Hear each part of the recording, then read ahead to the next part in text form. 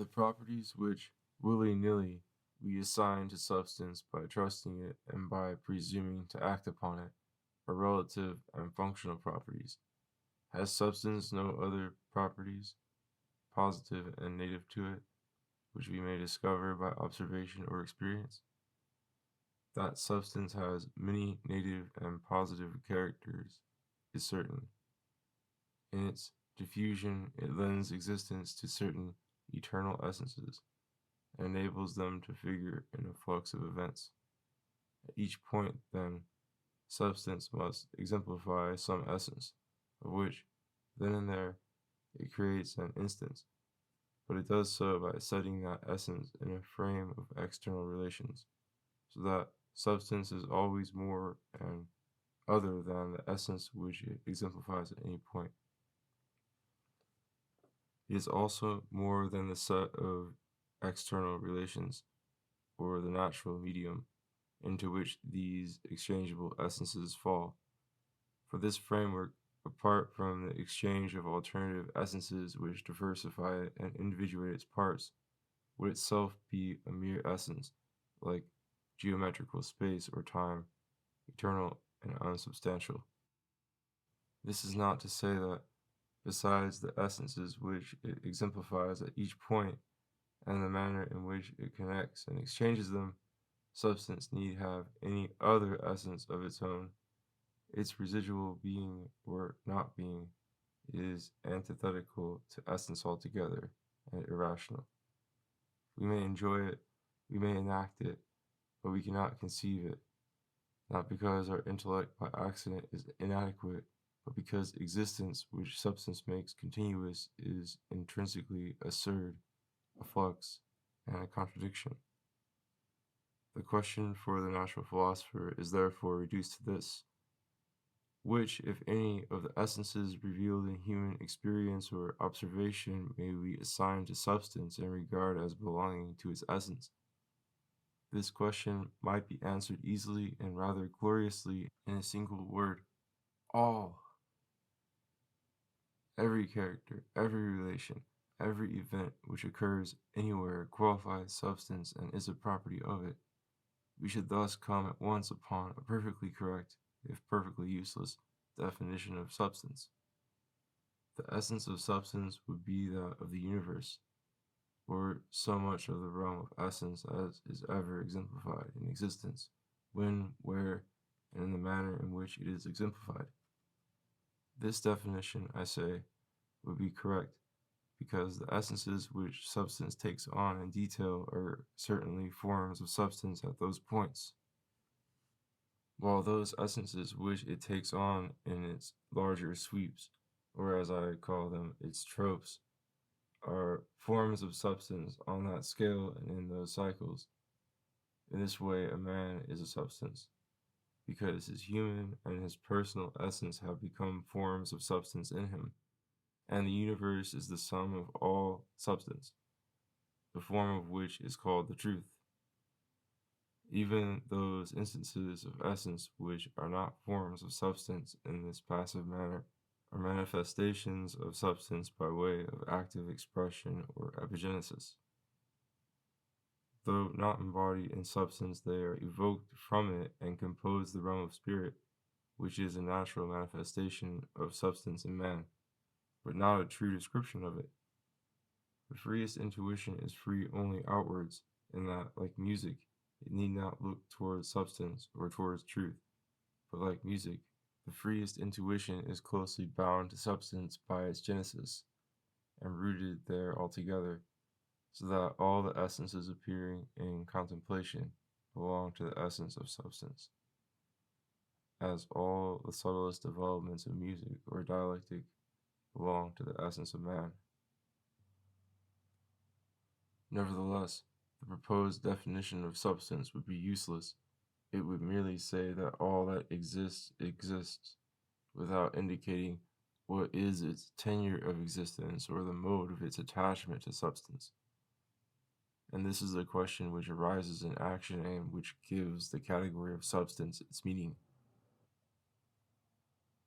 Indeed, if from the truth that all phenomena are manifestations of substance, in some direction, and at some remove, we pass to the idea that all phenomena are equally substantial.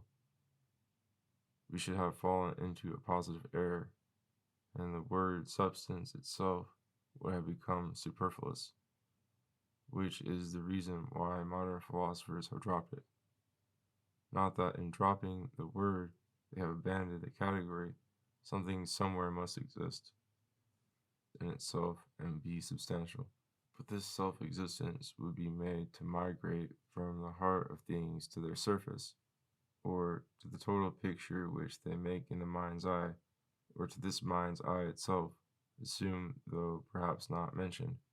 Any of these dislocations of substance would render it irrelevant to action.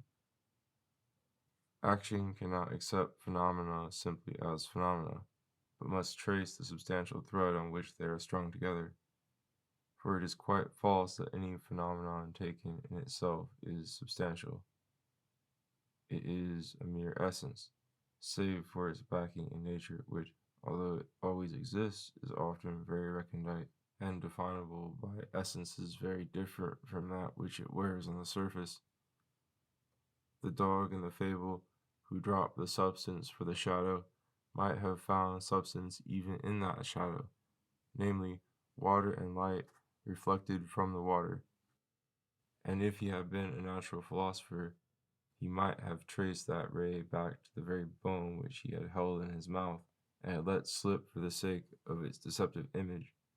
This complication in the manifestations of substance misled his action, because he was not interested in manifestations at all, but only in a substance which he might assimilate blindly and turn into the hidden substance of himself.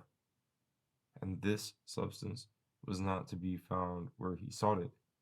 There is a natural hierarchy in the manifestations of substance, and while no appearance is a mere appearance, but all are in some way appearances of substance, yet some of the essences exhibited to human intuition fit the dynamic movement of nature tightly and consecutively, and can be true guides to action, whereas others are poised delicately there, like a mood or a dream, not long to be traced or trusted, for the flux of substance has other forms beneath to which it proves more faithful.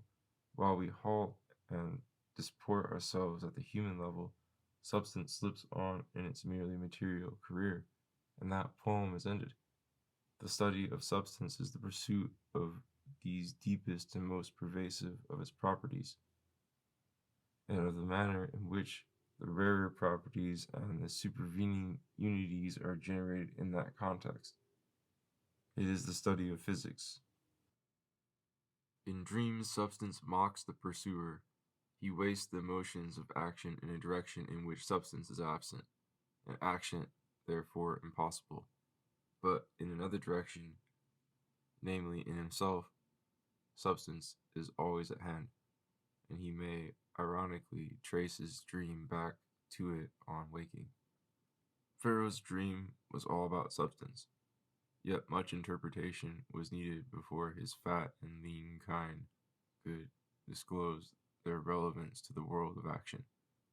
They had such relevance initially in his royal preoccupation with animals, but this backward reference of ideas to their seat and their origin is seldom conveyed by the deliverance of the ideas themselves.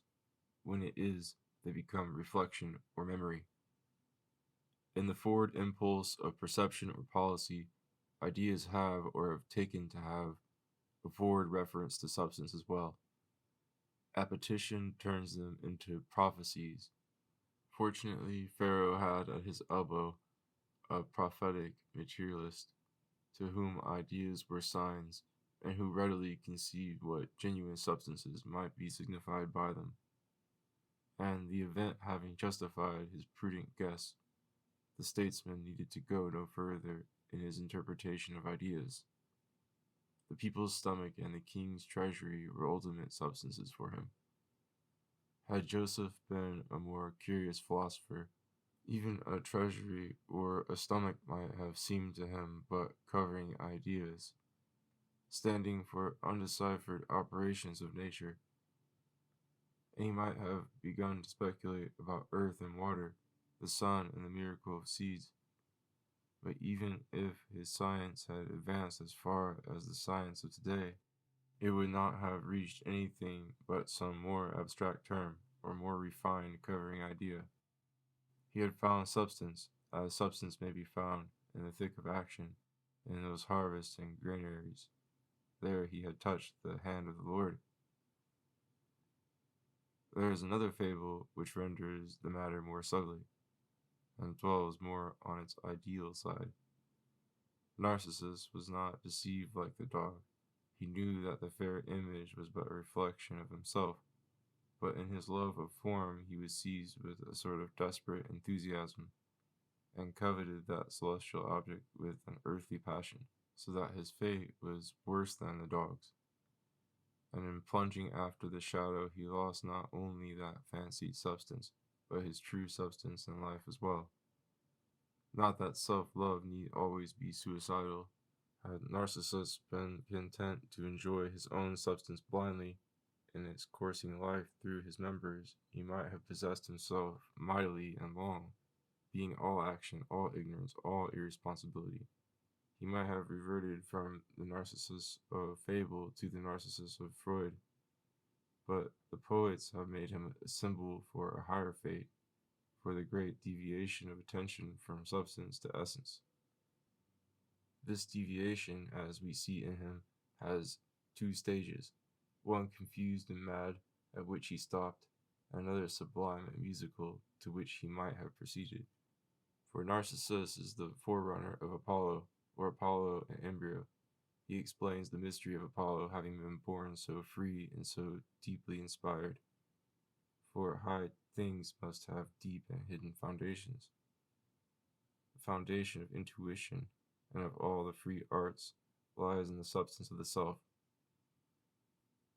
with its long vegetable and animal evolution, until one day in the person of Narcissus, attention is arrested on the form which the self lends to all nature, or wears in its own eyes. If at first this intuition is not pure, and Narcissus wildly pursues essence as if it were substance, he becomes Dionysius, inspired but drunk. If on the contrary his intuition liberates the form of substance from its flux, and sees it in its wholeness and its unsubstantiality, then Narcissus becomes Apollo, inspired but sane. These parables have a common moral. Ideas, or the forms which things wear in human experience, are unsubstantial in themselves, cheating every action or hope that may be directed upon them in their literal immediate being or given essence. But they may all be traced either by interpretation outwards or by reversion inwards to their origin in the self, until they lead us to substance, that is, to something that can be the butt of action, and in which the effects of action may be fertile and prolonged. Experience and the arts of life thus seem to justify the presumption that all things are natural, even the most ideal, and that nothing, even in a dream, appears by chance, but that all is symptomatic, significant, and grounded in substance. And as all things unsubstantial may be traced to substance, so all the movements of substance may be traced to one another. It is sheer ignorance to stare at anything as if it were inexplicable and self-created, a mere intruder in the world. The universe itself, no doubt, is groundless and a perpetual miracle, but it is a tame wonder and terribly self-imitative, and everything in it bears its hallmark and stamp of origin, if we only are clever enough to turn it inside out and inspect its fabric. The habits of nature are marvelous, but they are habits, and the flux of substance fills quite innocently and automatically the intervals which its own lapse may create. This assumption is not justifiable by induction, because no experience covers any great part of nature, nor that part thoroughly, but it is nevertheless the anchor of rational life. All prudence, all art, all calculation rely upon it and prosper, in so far as they prosper, by that confidence. The simplest sort of continuity is persistence, or sustained identity, and this is often found or assumed in the field of action. Leaving my hat and umbrella in the cloakroom, I expect on my departure to find the same objects. I can see them to have endured unchanged in the interval, and when I take fresh possession of them and carry them into quite another place, I can see that, save for a little wear and tear, they still remain identical. I assume a similar bounded identity in my own person. If things lapsed in nature as they lapse in immediate experience, objects that disappeared at any point would be annihilated, and some new thing, perhaps like them but not the same, would presently be created somewhere else. This magical world may be acceptable to a laughing child or a desperate skeptic, but it will never do for a sportsman. If the scent is lost for a moment, he must assume that the fox is still in existence, or he could not pursue the chase. To wait and wonder whether another fox might not be created anywhere else at any other time would not be hunting, nor would it be labor, nor art, nor science. It would be treating objects not as substances, but as apparitions. That which appears, if it is posited as a thing to be chased, must exist continuously even when it does not appear. The object at each instance must occupy some particular position in the field of action, a place determinable by exploration, and belief in action may be directed upon it when invisible with entire confidence that its path is traceable and calculable.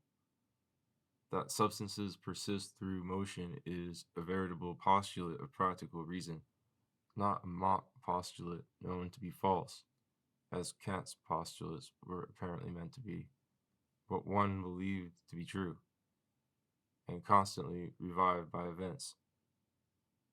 If it were not true, action, and even the thought of action, would be farcical, and would in fact never have arisen.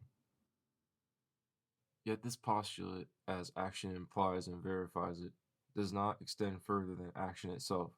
The huntsman need not assume that his fox will live forever.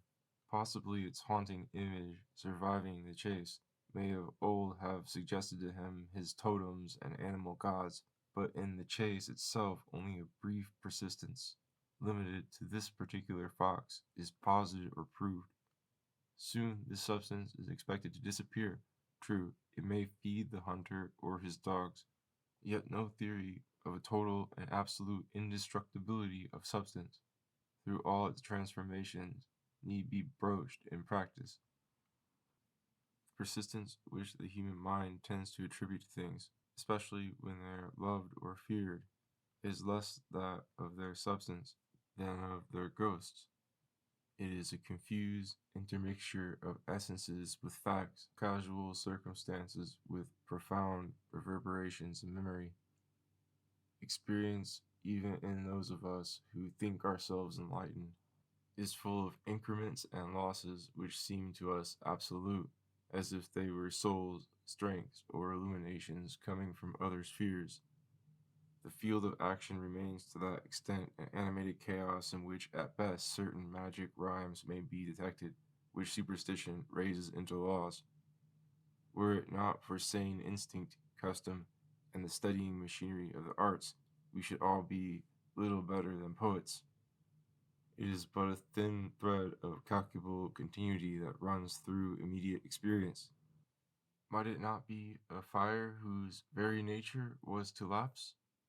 Not merely to lapse inwardly and devour its own flames, but occasionally to lapse from existence altogether, like the setting sun of Heraclitus.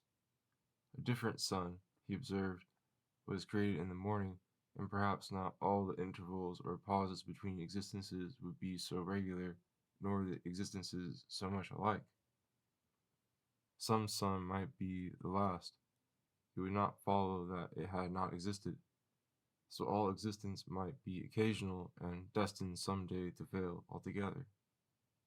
A playful philosopher, now that science has again become playful, might conceive that all things are totally destroyed at each instant, and fresh things created.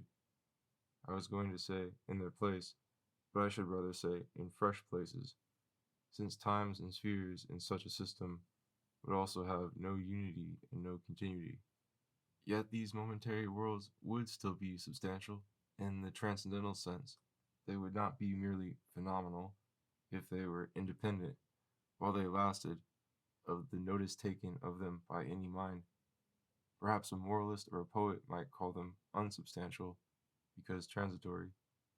But in that last sense, existence itself would be unsubstantial, and all our categories would become confused. Let us reconcile ourselves once for all to transitive existence. The eternal is ours if we truly honor it, but in another sphere, and meantime, let us inquire what forms of iteration and of persistence appear in the flux of existence, which is substantial because it flows, and each moment assaults and betrays our charmed conceptions. It was well known to the ancients, and is confirmed daily, that when things die they leave heirs. The flies that seem to vanish every winter return every summer, and this pertinacity in substance is not always intermittent. A phase of latency, silent but deeply real, often connects the phases of activity. Sleep and night are not nothing. In them substance most certainly endures, and even gathers strength or unfolds its hidden coils. Then the spirit, in withdrawing into slumber, seems to return into the womb, into a security and naturalness much deeper than its distracted life. It knows that while it sleeps all things wait, last, and ripen. They all breathe inwardly with the same peace which returns to it only in the night. Those heavenly bodies, which when gaped at seem but twinkling specks, are in reality sleeping giants. They roll with an enormous momentum at prodigious distances, and keep the world in equilibrium. The rocks are rooted in their buried foundations. The bed of the sea stretches beneath it and holds it.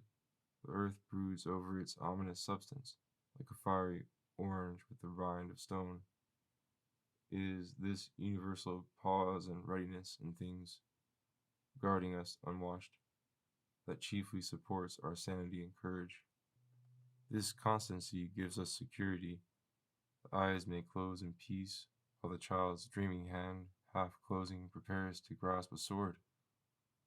The ancients also observed how regularly some objects may be transformed into others, as water into ice or vapor, and that there is a certain equivalence through these phases in their quantity or energy. The seasons return, their fruits varying with the weather. The generations repeat themselves, but mixing their breed, and there is always a potentiality of reversion to a former constellation of properties, prevented only by cross currents of change. Even where evolution is not cyclical, but creates new forms, it is proportionate and still conservative. Anything does not succeed anywhere to anything else. Nothing new arises except out of seeds differently watered, measurably, locally, conditionally. The limited potentiality and inherited substance links all the transformations of things together. They pass their matter on to one another. Their matter is the principle of their equivalence and continuity. When objects are mutually convertible, they are substantial. Were they disembodied essences, it would be neither necessary nor intelligible that one should yield to the other in any order, or with any proportion in quantity or quality. But when substantial things perish, we know very well that their elements are simply dispersed, and go to swallow the substance of other parts of nature. Long and victorious husbandry has enabled us to trace these migrations of substance, so much so that it has become a plausible hypothesis, countenanced by many an art and many an experiment, that substance is constant in quantity, and never created or destroyed. Only a certain number of loaves can be baked from a barrel of flour, and it would be a miracle if 12 loaves could satisfy the hunger of 5,000 people.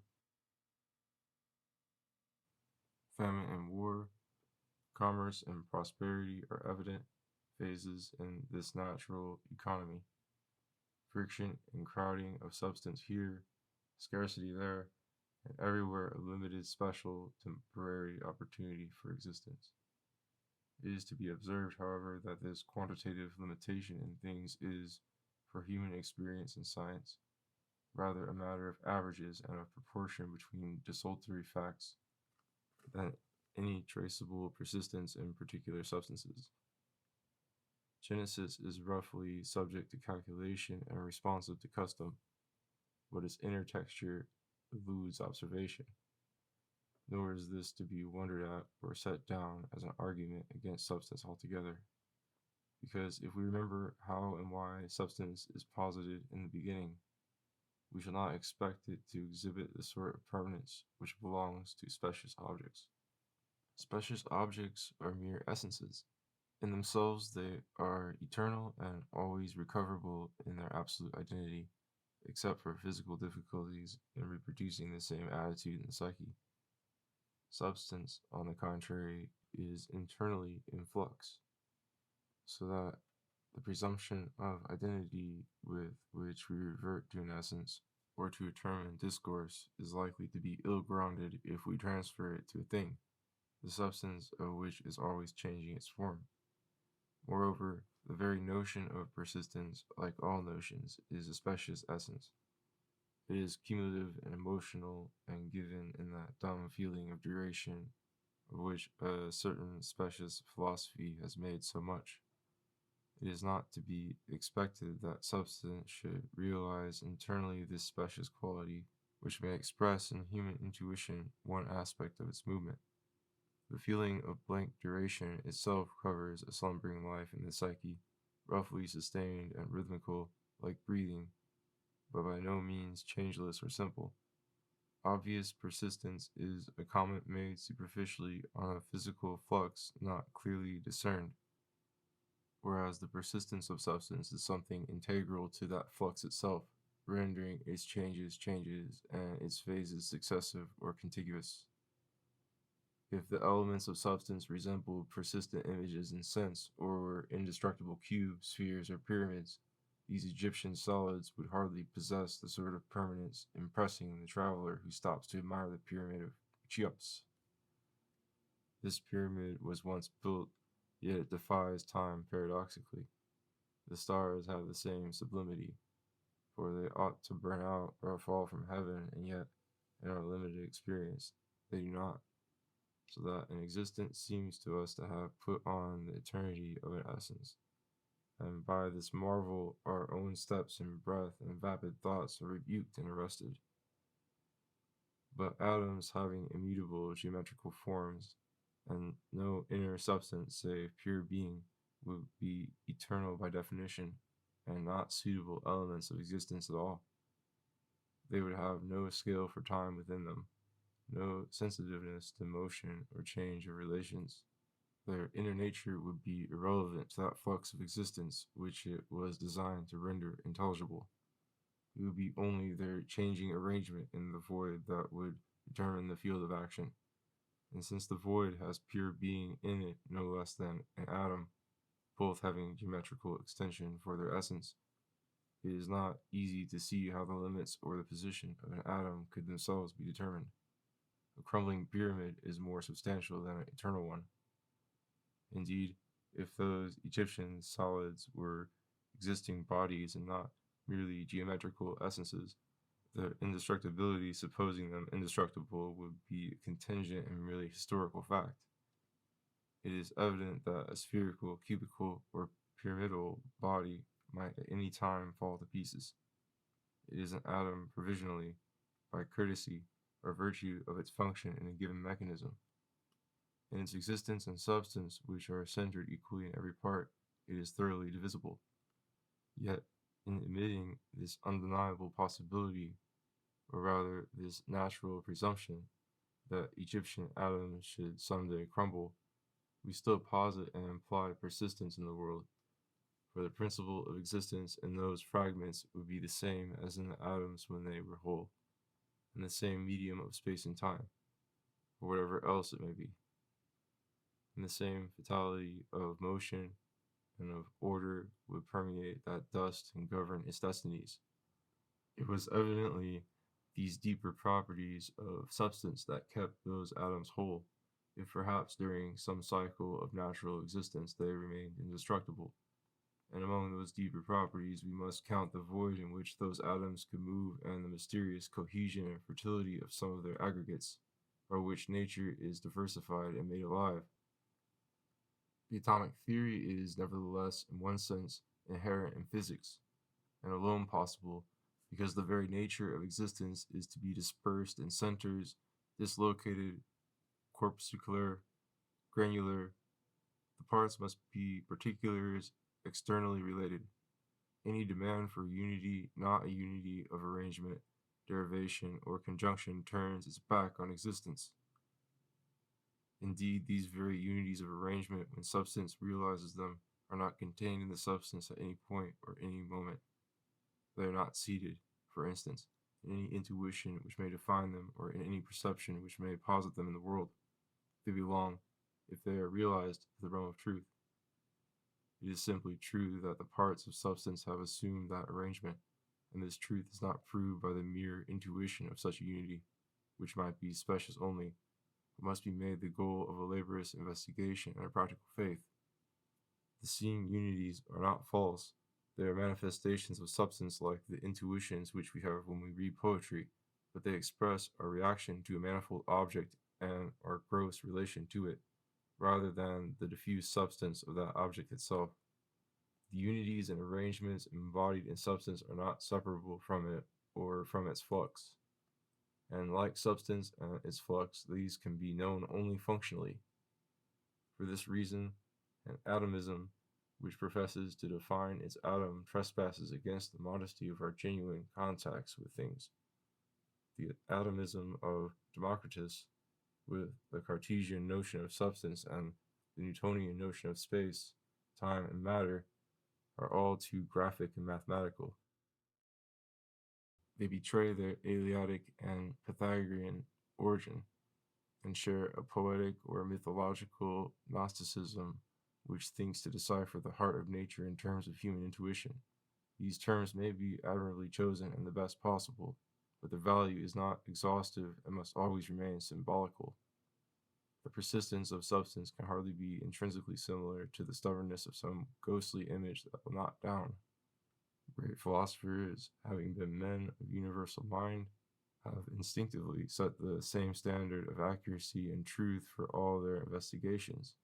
As there is a possibility of literal or intuitive knowledge in some fields, they have desired such knowledge everywhere. But in physics and in regard to the intrinsic properties of substance, such knowledge is impossible. Intuition lies at the opposite end of the gamut of nature. Its simplest object covers an immense complexity of luminous heritage in the animal soul. Where literal knowledge is possible, apart from contemplation of essence, which is complex feeling rather than knowledge, in its literary psychology. Here we often conceive our object exactly as it was or may be, because it is no more improbable that two brothers should feel and think alike than that two similar leaves should sprout on the same tree. Therefore, poetry is, in one sense, truer than science and more satisfactory to a seasoned and exacting mind. Poetry reveals one sort of truth completely, because reality in that quarter is no more defined or tangible than poetry itself, and it clarifies human experience of other things also, earthly and divine, without falsifying these things more than experience falsifies them already.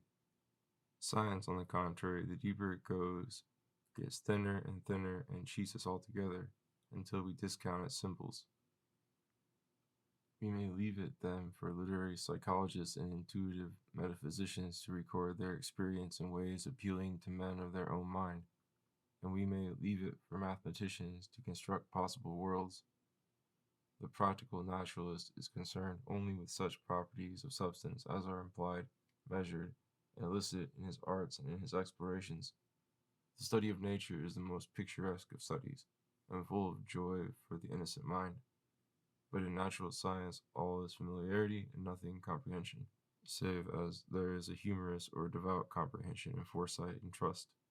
I may now add to the indispensable properties of substance others which substance seems to possess, and which, since they too are assumed in practice, may be assumed in natural philosophy. 6. Substance, in diversifying the field of nature, sometimes takes the form of animals in whom there are feelings, images, and thoughts. These mental facts are immaterial. They offer no but for action and exercise no physical influence on one another. The same mental facts are manifestations of substance. In their occurrence, they are parts of a total natural event which, on its substantial side, belongs to the plane of action. They are therefore significant and relevant to action as signs, being created and controlled by the flux of substance beneath. Beneath the intermittence of phenomena, the phases or modes through which substance flows are continuous. As far as action and calculation can extend, the quality of substance remains equivalent throughout. Each phase or mode of substance, although not contained in its antecedents, is predetermined by them in its place and quality, and proportionate to them in extent and intensity.